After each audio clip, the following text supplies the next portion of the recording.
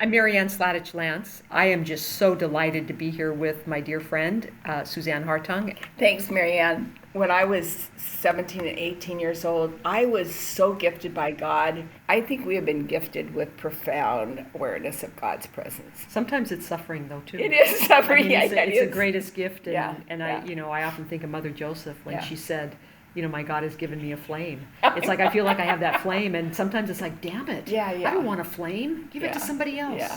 I was asked to do this Hear Me Now. The very first time, I don't know who the gentleman was. David Icey? Yeah, David. I mean, he came to one of our leadership meetings, and I was having a glass of wine with him, with Robert Hellriegel, and Ira was there, and I was just coming out of a severe cancer, and he wanted me and Robert to sit down and share that experience. It was too close to me, but I want to share it now in terms of the flame. 25 years ago, I was diagnosed with leukemia, and I was given 5 years to live. And I passed that 5 years mark, but I was treated every 5 years for this leukemia, which is I still have it. It's a chronic leukemia. But 5 years ago, I was diagnosed with another cancer. It was a spinal tumor, and there was not much hope that I was going to make it. And the pain was excruciating. It was something, and Marianne knows, I tried my best because I was on the faculty for MLF, and I would hobble down there, but practically in tears. But my oncologist, gave me all these options of how I was going to manage it. And I basically said, I'm done. I'm done. And he goes, you're done? You, Suzanne Hartung, you're done? But he gave me an opportunity to take really a heavy, heavy dose of 5 drugs for chemo treatment, which I did. And at one point I was on hospice. And cancer transformed me in so many great ways. And I think to myself, it was the greatest gift that I've ever had.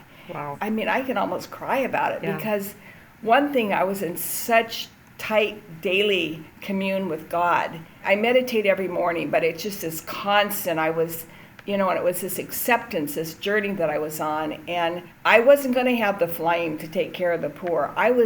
My flame was accepting the journey that was on and glorifying God for whatever I was going to be or become or die or whatever. There is no question I am a miracle. I don't even ask God anymore what I'm supposed to do because I know what I'm supposed to do. When you talk about what is the flame for me has always been to be in the present and to accept what is the day or the journey that we're on. And I've had so many wonderful opportunities to share that with other people that have cancer, and I'm going, don't fight it, accept this is the journey you're on.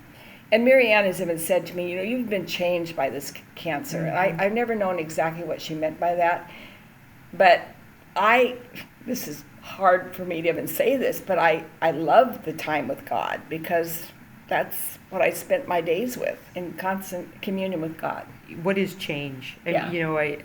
Here we are in the midst of the Easter season and listening to all the stories of, Jesus' closest friends, and they don't recognize him, because he was transformed by new life. Yeah.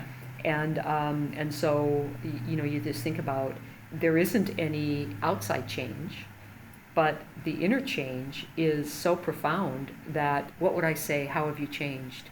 I mean, we could You used laugh. to say that to me. No, I know, and I think I could laugh about it and say, you've become more saintly. I mean, I